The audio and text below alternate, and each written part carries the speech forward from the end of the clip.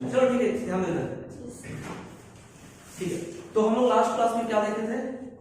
Nutrition.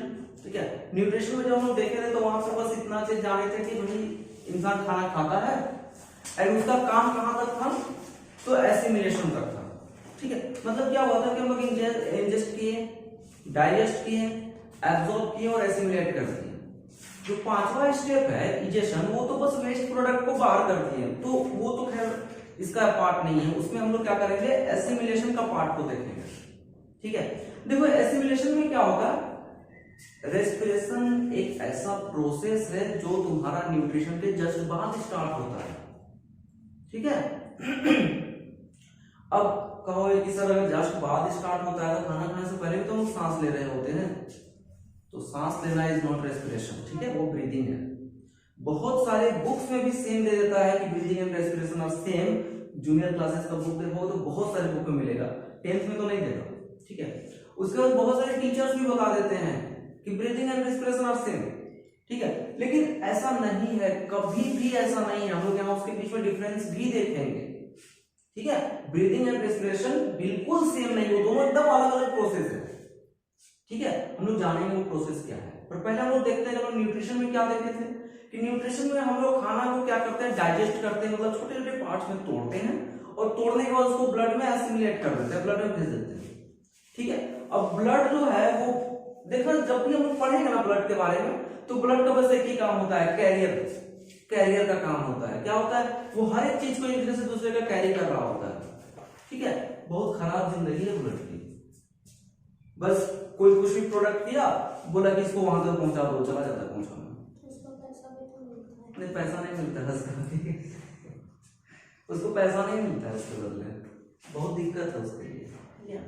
Corona में, lockdown में कैसे जीता होगा बेचारा। ठीक है, बहुत गरीब है। खैर चलो, गरीब नहीं है, बहुत इंपॉर्टेंट है हमारे लिए। चलो ठीक है, तो हम लोग क्या करते हैं? वहां पे एसिमिलेट कर देते हैं, यानी कि उस टूटे हुए खाने को, उस डाइजेस्टेड फूड को हम लोग क्या करते हैं? ब्लड में एसिमिलेट कर देते हैं।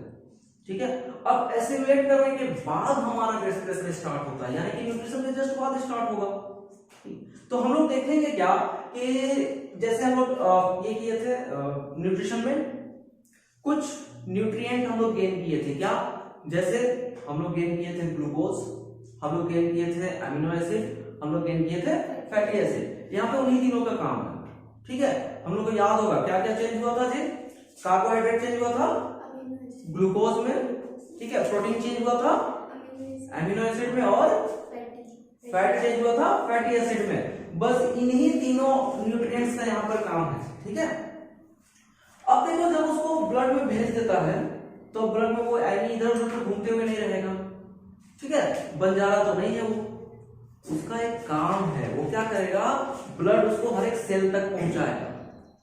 ठीक है, सेल तक तो पहुंचा दिया, ठीक है, ब्लड का काम खत्म, लेकिन ब्लड का फिर से एक काम स्टार्ट आ जाता है।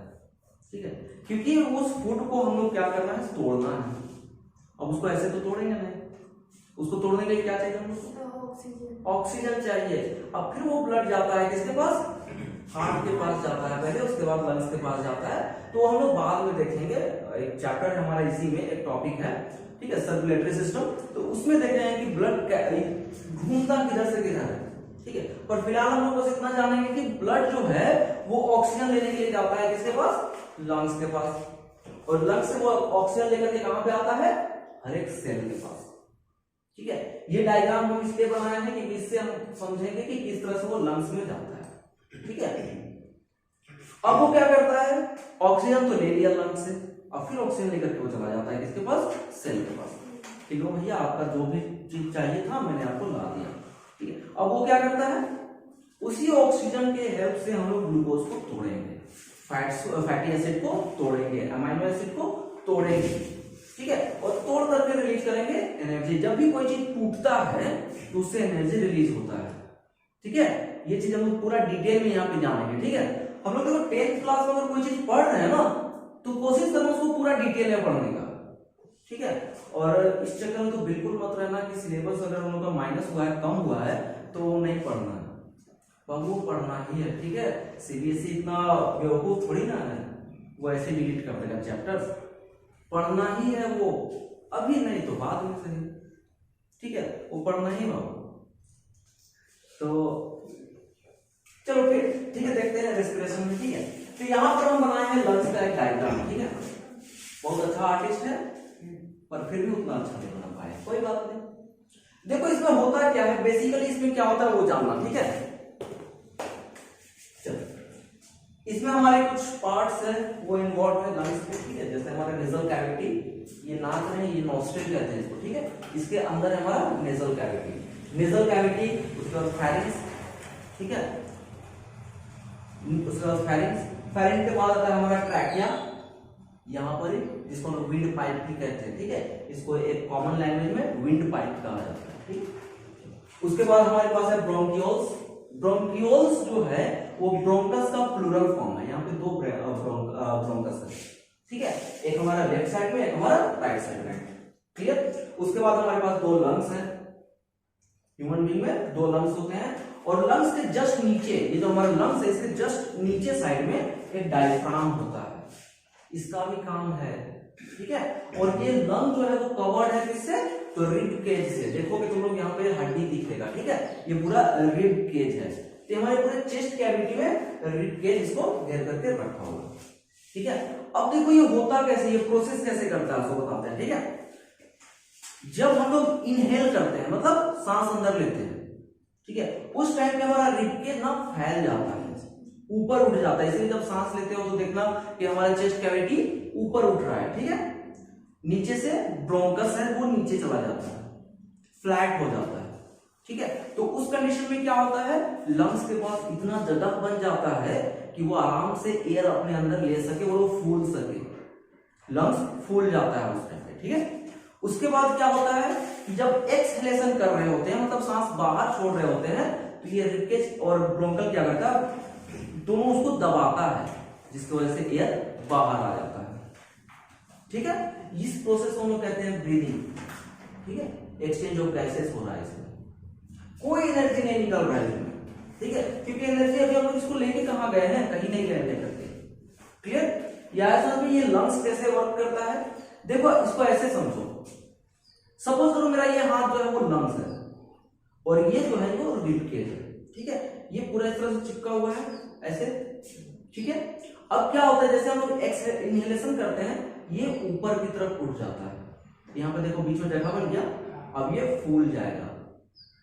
क्लियर, ये लंग्स जो है वो फूल गया, कैसे, तो ये एयर ले जाना अंदर में। अब क्या करता है, एक्सहेलेशन के टाइम पे इसको दबाता है, तो दबाता है फिर वापस ऐसे आ जाता है। ठीक है, तो ये कॉन्ट्रैक्ट जब करता है तो इसके अंदर प्रेशर बनता है। ठीक है, प्रेशर बनता है, उस प्रेशर की वजह से हवा बाहर की तरफ चला जाता है। क्लियर, ऐसा नहीं, ये वर्क कैसे करता है, और इस तरह से वर्क होता है हमारा रिब केज एंड ये लंग्स का। तो देखो रिब केज भी अपने आप में काफी समझदार है, वो फैल जाता है पहले ही, इसके सांस लेने से पहले ही फैल जाता है। ठीक है, ब्रीदिंग जो है वो कंटिन्यूअस प्रोसेस है, एकदम कंटिन्यूअस प्रोसेस है, कभी वो रुक नहीं सकता है। ठीक है, हाँ ठीक है, जब रोकते हो तो रुक जाता है।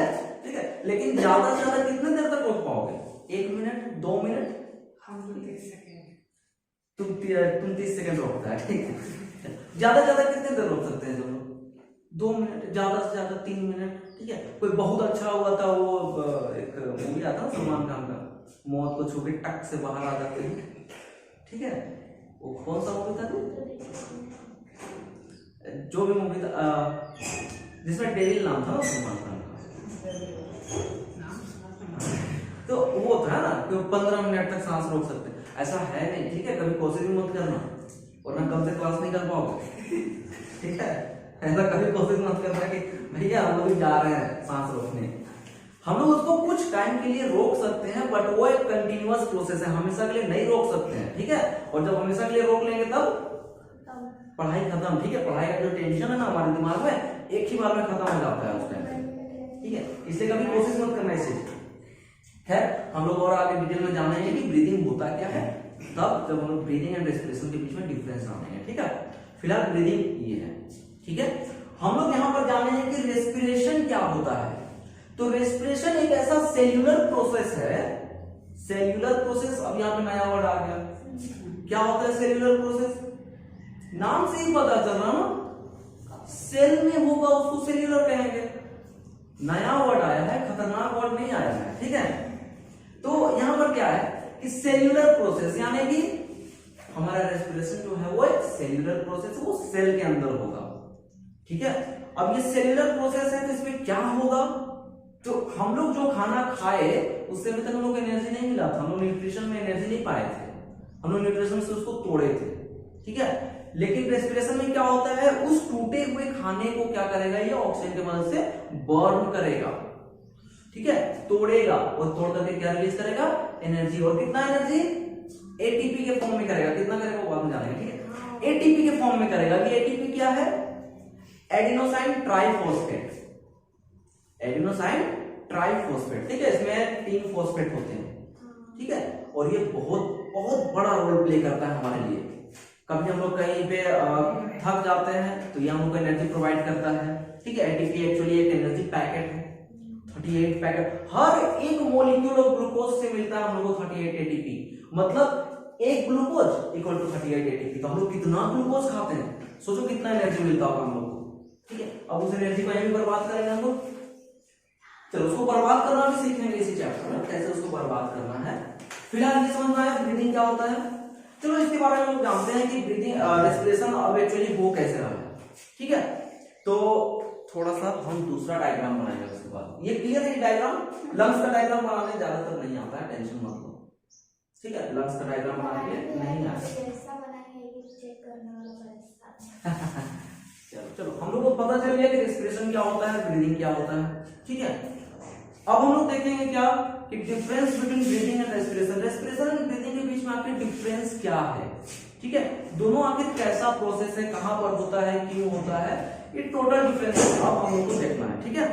चलो देखते हैं। सबसे पहला पॉइंट क्या है कि breathing is a process of inhaling and exhaling of air, ठीक है। वहीं पे respiration is the process of breaking down of glucose to form energy. कहने का मतलब क्या है कि ब्रीदिंग का मतलब सिर्फ इनहेलेशन और सिर्फ एक्सहेलेशन है, मतलब सांस लिए और सांस बाहर किए, ठीक है। सांस लिए सांस बाहर किए, ये हो गया हमारा ब्रीदिंग, ठीक है। एक बात याद आ गई, इससे थोड़ा सा हंसी आ गया, सांस याद आ गया, ठीक है।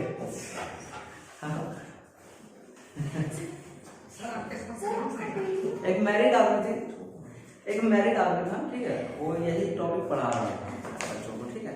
लॉकडाउन का टाइम था, सबको घर में था, और वो पढ़ा रहा था ब्रीदिंग का डिफिनेशन, ठीक है। और जब वो इसका कैरेक्टरिस्टिक बताया तो उसमें क्या बता रहा था कि सांस अंदर लेना और सांस बाहर लेना, फिर सांस अंदर लेना, फिर सांस बाहर लेना, ठीक है। उसकी वाइफ उसको बहुत मारी आज तक वो सोच रहा है कि भाई ये वाइफ मारी क्यों थी, ठीक है। यही बात याद किया था। चलो ठीक है। सिंपली क्या है कि ब्रीदिंग एक ऐसा प्रोसेस है जिसमें हम लोग सांस अंदर लेते हैं, यानी कि ब्रीथ इन करते हैं, जिसको हम लोग इनहेलेशन कहते हैं। The process of breathing in is called inhalation. वहीं पे उसके बाद क्या करते हैं हम लोग, उसको एक्सहेलेशन करते हैं, ठीक है। The process of breathing out is called exhalation, ठीक है। तो देखो क्या है उसमें कि हम लोग देखे थे लंग्स किस तरह से फूलता है और किस तरह से सिकुड़ता है, मतलब किस तरह से कॉन्ट्रैक्ट होता है, किस तरह से एक्सपैंड होता है, उसके वजह से ब्रीदिंग प्रोसेस होता है, ठीक है। लेकिन वहीं पे रेस्पिरेशन जो है वो एक ऐसा प्रोसेस है जिसमें ग्लूकोज को ब्रेक डाउन किया जाता है, ठीक है। ग्लूकोज को ब्रेक डाउन करके एनर्जी का फॉर्मेट, देखो ग्लूकोज, दूसरा फैटी एसिड और तीसरा अमाइनो एसिड, ये तीनों चीज को हम लोग ब्रेक डाउन करेंगे, ठीक है। और जब भी कोई भी मॉलिक्यूल को हम लोग ब्रेक डाउन करते हैं तो उससे एनर्जी रिलीज होता ही है। केमिस्ट्री में ये चीज बहुत ज्यादा डिटेल में हम लोग पढ़ेंगे, ठीक है।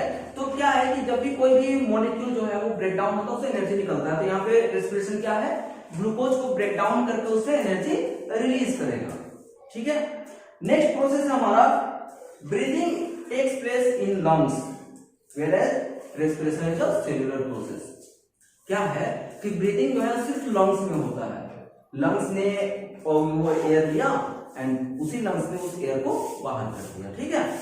अब यहाँ पर एक्सचेंज ऑफ गैसेस भी होता है वो लोग देखेंगे, ठीक है। तो यहाँ पर क्या है कि ब्रीदिंग जो है वो सिर्फ लंग्स में होता है।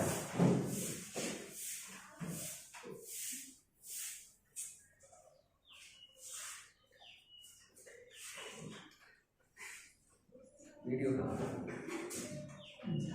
किसी को कदर ही नहीं टैलेंट। चलो ठीक है। तो यहाँ पर क्या है कि ब्रीदिंग जो है वो सिर्फ लंग्स में होता है, ठीक है, वहीं पे रेस्पिरेशन लंग्स में नहीं होता है। हम बताया था ना कि ब्लड क्या करता है, ऑक्सीजन को ले जाता है कहाँ पर, सेल से, ठीक है, ताकि वो ग्लूकोज को तोड़ सके, ठीक है। तो ये ग्लूकोज को तोड़ने वाला प्रोसेस जो है वो कहां पर चलता है, सेल में चलता है, इसलिए रेस्पिरेशन जो है वो सेल्यूलर प्रोसेस है, ठीक है। नेक्स्ट पॉइंट देखें तो वहां पर क्या है कि breathing is a physical process. Breathing जो है वो फिजिकल प्रोसेस है। फिजिकल प्रोसेस यानी फिजिकल मतलब वो फिजिकली काम करता है, ठीक है। इससे तुमको ज्यादा जोर से सांस लोगे तो आवाज भी आएगा, ठीक है। ये दिखाई भी देगा, ठीक है, दिखाई दूसरों को नहीं देगा, तुमको खुद तो फील होगा ना। ये एक फिजिकल प्रोसेस है, ठीक है, ये फिजिकली वर्क करता है। कुछ हम लोग को खुद तो फील हो रहा है ना कि हाँ ये हमारा हो रहा है, ठीक है, ठीक है। हमारे पड़ोसी को नहीं पता चलेगा कि हम सांस ले रहे हैं, हम लोग को तो पता चलेगा ना, ठीक है। तो ब्रीदिंग क्या है, वो एक फिजिकल प्रोसेस है। वहीं पे रेस्पिरेशन क्या है, ये केमिकल प्रोसेस है, ठीक है। कहने का मतलब तुमको खुद भी पता नहीं चलेगा कि तुम्हारे बॉडी से एनर्जी निकल रहा है, एटीपी का फॉर्मेशन हो रहा है या नहीं हो रहा है, ठीक है। ये होता है रेस्पिरेशन। आ समझ में? ब्रीदिंग जो है वो एक फिजिकल प्रोसेस है, यानी कि तुमको खुद तो फील होगा ही, ज्यादा जोर से सांस लोगे तो आवाज भी आता है सांस लेने का, ठीक है। हम सोने की बात नहीं कर रहे हैं, खराटा लेने की बात नहीं कर रहे, ठीक है, सांस लेने का आवाज बोल रहे, ठीक है। तो यहाँ पर क्या है कि ब्रीदिंग वो एक फिजिकल प्रोसेस है, वहीं पे रेस्पिरेशन जो है वो केमिकल प्रोसेस है, और वो केमिकल प्रोसेस के थ्रू क्या करता है हम लोग को ये एनर्जी रिलीज करके देता है, ठीक है। नेक्स्ट पॉइंट अगर देखें हम लोग तो ये हमारा ब्रीदिंग जो है वो एक वॉलेंटरी एक्शन है, वॉलेंटरी प्रोसेस है, ठीक है। टाइम्स ये भी इनवॉलेंटरी है, लेकिन यहाँ पर क्या है कि कुछ टाइम के लिए हम उसको कंट्रोल कर सकते हैं, जब जरूरत होती है हम कंट्रोल कर सकते हैं उसको। पानी के अंदर चले गए, वो इंटरनल तैरना वो होता है ना, हमको तो तैरना भी नहीं आता है, वो इंटरनल तैरना, तो उसमें क्या होता है वो सांस रोक करके तैरता है ना। तो हाँ, हम लोग कुछ हद तक ब्रीदिंग को वॉलेंटियर कर सकते हैं। कहने का मतलब कि हम लोग कुछ हद तक ब्रीदिंग पे कंट्रोल कर सकते हैं, ठीक है, बहुत ज्यादा हद तक नहीं कर सकते हैं, ठीक है। तो ऐसा मत सोचना कि भैया सर बोले हैं कि हाँ ब्रीदिंग को कंट्रोल कर सकते हैं, चले ब्रीदिंग को कंट्रोल कर रहे हैं, ठीक है। अब प्रेम चला गया 15 मिनट तक सांस रोक के टक से मुंह से बाहर आने का, ठीक है। उसके बाद फिर टक से क्लास बंद, उसके बाद फिर टक से क्लास बंद हो जाएगा मतलब के लिए, ठीक। चलो, तो यहाँ पर क्या है, ब्रीदिंग जो है वो कुछ हद तक वॉलेंटरी एक्शन है, ठीक है, हम लोग उसको कंट्रोल कर सकते हैं कुछ हद तक, ठीक है। वो भी एक्चुअली इनवॉलेंटरी ही है, बट हाँ टाइम्स वो कंट्रोल हो सकता है, ठीक है। वहीं पे हमारा रेस्पिरेशन जो है वो एक इनवॉलेंटरी एक्शन है, हम लोग को पता ही नहीं चलता है कि रेस्पिरेशन कब हुआ कब कहाँ गया, ठीक है। तो ऑब्वियसली हम लोग क्या जानेंगे, तो उसको कंट्रोल कहां से करेंगे, जिसके बारे में हमको पता ही नहीं उसको कंट्रोल कहां से करेंगे, ठीक है। तो रेस्पिरेशन जो है हमारा है इनवॉलेंटरी एक्शन। वहीं पे देखें अगला, तो हमारे पास ब्रीदिंग में कोई एनर्जी प्रोड्यूस नहीं होता है, no energy is produce during breathing. Breathing करने के टाइम पे कोई एनर्जी प्रोड्यूस नहीं होता है, ठीक है। तो यहाँ पर क्या है कि no energy is produce during breathing, जबकि रेस्पिरेशन में हम लोग को एनर्जी प्रोड्यूस होता है in the form of ATP, ATP के फॉर्म में होता है ना। रेस्पिरेशन के टाइम पे एनर्जी प्रोड्यूस होता है, ठीक है। उसी एनर्जी का हम लोग यूज करते हैं डिफरेंट काम को करने के लिए, ठीक है। उसके बाद क्या है, no enzymes are used in breathing, कोई एंजाइम नहीं होता है, कोई केमिकल सब्सटेंस इन्वॉल्व नहीं रहता है हमारे ब्रीदिंग करने के टाइम पे, लेकिन रेस्पिरेशन के टाइम पे हमारे एंजाइम्स, बहुत सारे एंजाइम्स इसमें इन्वॉल्व रहते हैं, क्लियर। आज समझ में क्या हो रहा है। तो यहां पे हम बताए हैं difference between respiration and breathing का 6 पॉइंट्स, ठीक है। 4 कदम पक्का याद रखना, एग्जाम में पूछ लेता है, ठीक है, क्या पता सेकंड टर्म में भी पूछ ले, ठीक है। कोई गारंटी नहीं है सीबीएसई बोर्ड का ना, फर्स्ट टर्म का सिलेबस को सेकंड टाइम में पूछ देगा, ठीक है। तो कम से कम 4 टॉपिक तो पक्का याद रखना है, ठीक है। वो पूछ देता है question, what are the differences between breathing and respiration, clear. Respiration and breathing होता क्या है, पक्का, ठीक है, कोई डाउट नहीं इसमें। चलो, तो हम लोग क्या जान रहे हैं, रेस्पिरेशन क्या होता है, ब्रीदिंग क्या होता है, एंड दोनों के बीच में डिफरेंस क्या होते हैं, ठीक है। चलो, आया समझ में।